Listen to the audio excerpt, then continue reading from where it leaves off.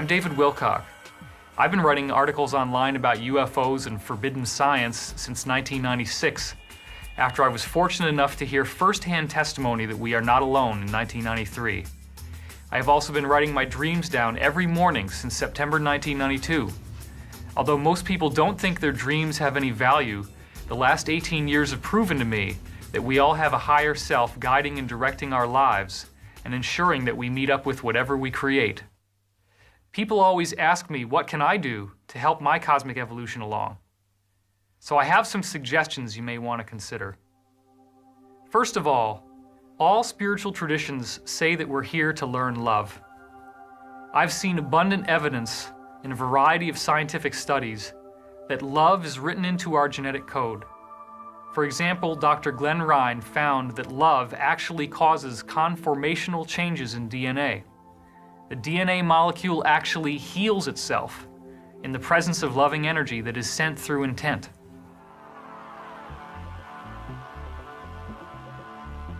Another key point is service to others.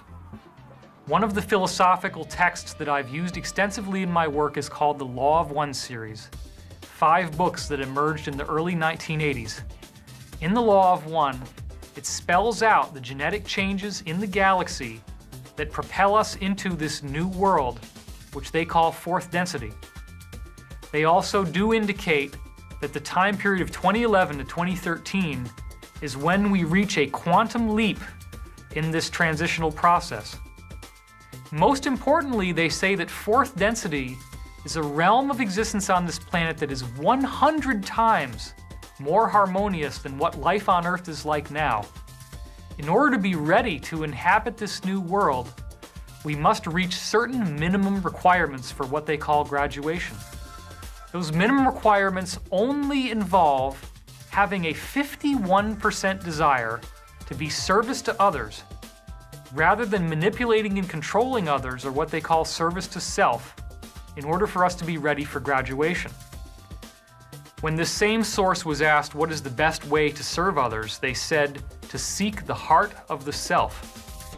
Again, I believe this refers to the fact that when you really understand your identity, it will not end at the boundary of your skin to the air. You begin looking into the faces of others and seeing yourself.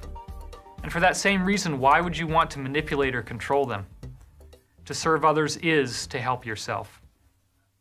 This also seems to appear in Eastern mysticism through the so-called vow of the Bodhisattva, where you say, I seek my own enlightenment for the sake of all beings.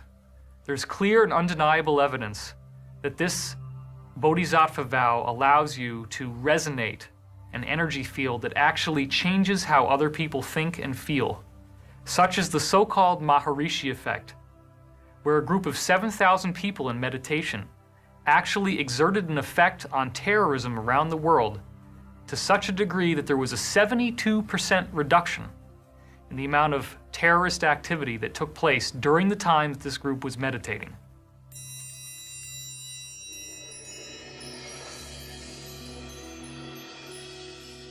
Another area that I really prefer to look at is our agenda as souls. If you study the works of Dr. Michael Newton, such as in his books Destiny of Souls and Journey of Souls, he reports a process where he used hypnosis to regress people to the periods between their lives. Not just a past life regression, but an in-between life regression. When he did this, he found that everyone kept saying the same things about what they experienced in between lifetimes. And he collected this data over the course of 20 years, during which time it was remarkably consistent. I was astonished when I recently read Destiny and Journey of Souls and found out that the words that were given in these books fit with this Law of One philosophical material from the early 1980s so well that it seemed as if both of them were talking about the exact same cosmology, as if everyone on the other side of the veil knows that these things are true. The most important points that emerge in Dr. Michael Newton's books are that every one of us has a soul, and that soul is clearly aware that it has a spiritual agenda it wishes to fulfill in each lifetime. No matter how lost or confused we may feel that we are, Even if we're homeless on the side of the street or desperately wrapped up in a world of addiction and pain and crime, we all know that we have a job on this planet. And ultimately that job is to learn to love. And if we don't get it in one lifetime, we'll keep coming back over and over again. It seems that once we've done this enough times and we really get the point about loving others, that we go through graduation. This is what the 2012 prophecies are really about. The planet itself moves through an energetic transformation where if you're ready, you don't ever need to reincarnate again in this human body, but you move into a new world. Dr. Michael Newton's books explain that everyone's soul energy must learn to balance itself within the physical body. The energies of the physical body have their own biases, creating an egoic mind. That mind is based on the experiences, the traumas, and the expectations that you've built up throughout one lifetime.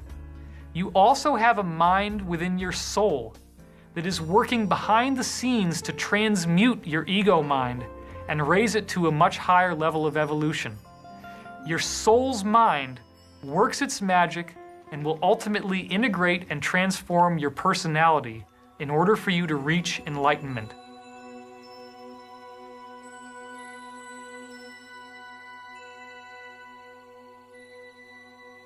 Another key concept that I would encourage you to explore is what I refer to as the Fool's Equation.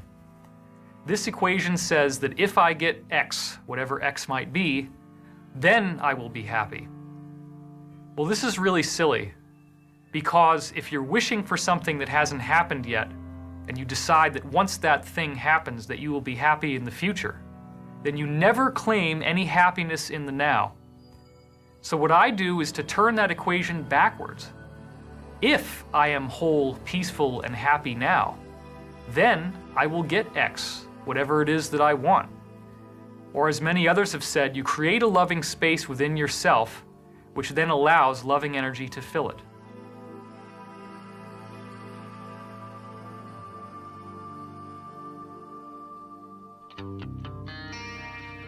Another very interesting clue that can help us evolve spiritually at a rapid speed can be found in the archetype within the tarot cards called the Lovers. These archetypes, according to the Law of One, actually represent patterns within the mind of the galaxy. The galaxy itself has set up these 22 patterns of thought that we are meant to evolve through as we become enlightened. The archetype known as the Lovers features on the tarot card a woman, a man, and then over them an angelic being. The deeper meaning behind this card is of a choice that we make within ourselves as to how we will approach our higher self. Do we see our higher self as a maiden, virginal and pure, or do we see it as a prostitute? If we treat our higher self as a maiden, then the idea is that we listen to what she wants and we learn to dance with her wishes accordingly in order to get what both of us want. Whereas if we treat our higher self as a prostitute, we barge in the door and say, this is what you're going to do for me, and this is what I expect. Obviously, by treating the higher self as a maiden, you actually learn to tailor your expectations from life. So you're not just saying to the universe, gimme, gimme, gimme. You're actually learning to listen to what your higher self may have as an agenda for you. You may not immediately realize why these things are valuable, but the more that you learn to adopt them, the better off you're going to be.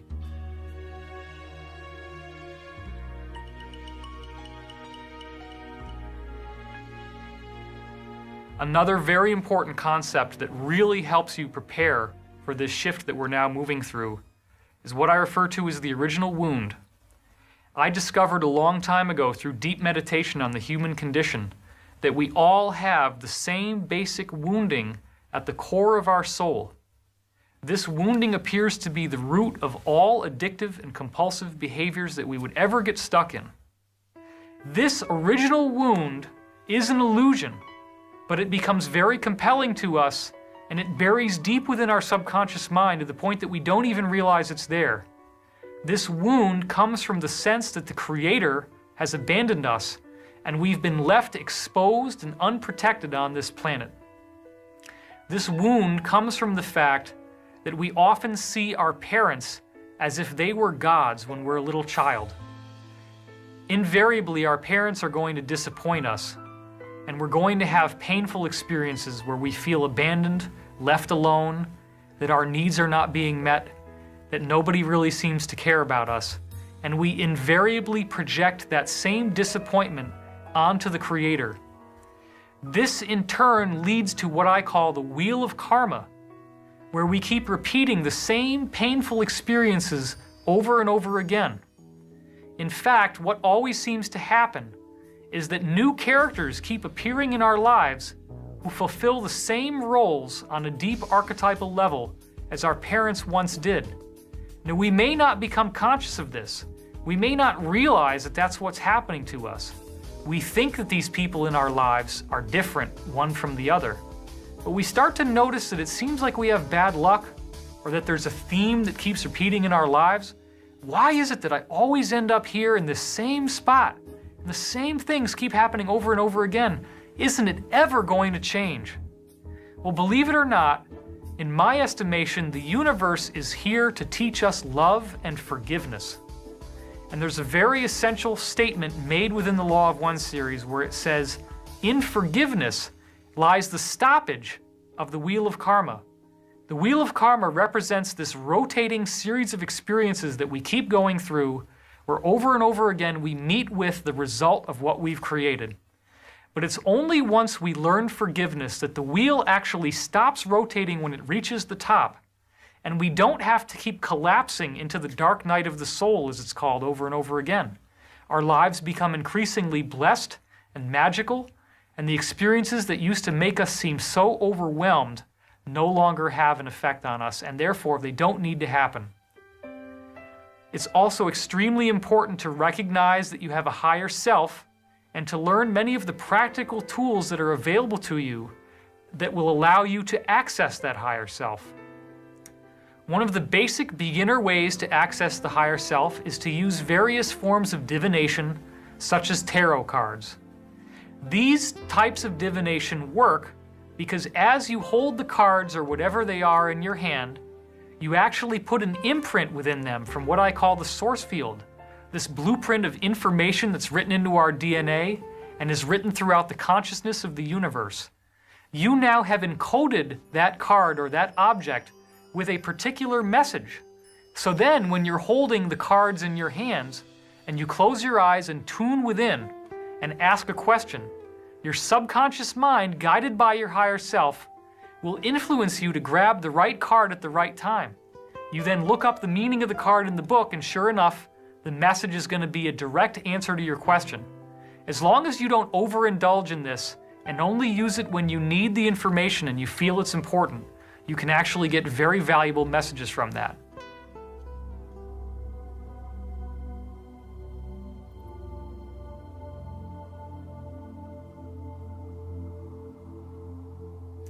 Another very central element of our evolution is in dreams.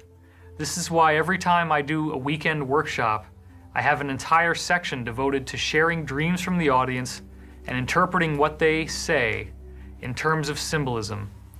Our higher self uses dreams not just by accident, but to convey symbolic information that gives us clues to the issues that are affecting us in our lives right now. The big secret of dreams is that the entire environment is a reflection of yourself. That means every character, every object, every event represents some aspect of your own being in symbolism.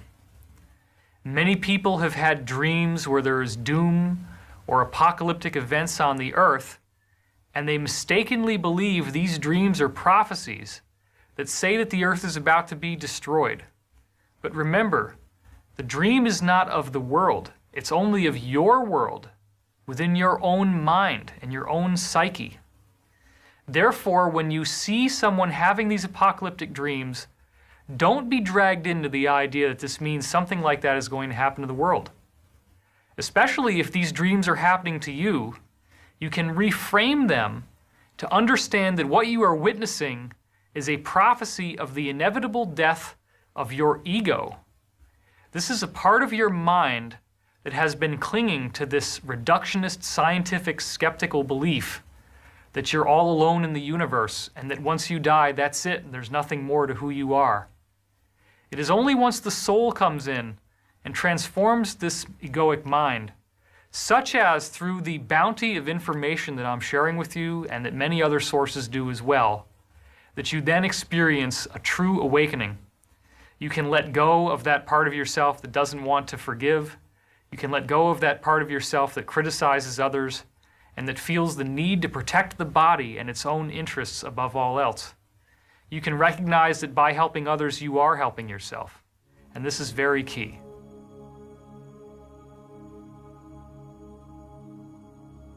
In my opinion, the best way of all to access your higher consciousness is through meditation. By stilling your mind and moving into that state of perfect peace, you are able to reach that place where the thoughts within your mind are increasingly the thoughts of your higher self. One of the interesting facts that most people do not realize is that you do have thoughts within your mind that come from the higher self all the time.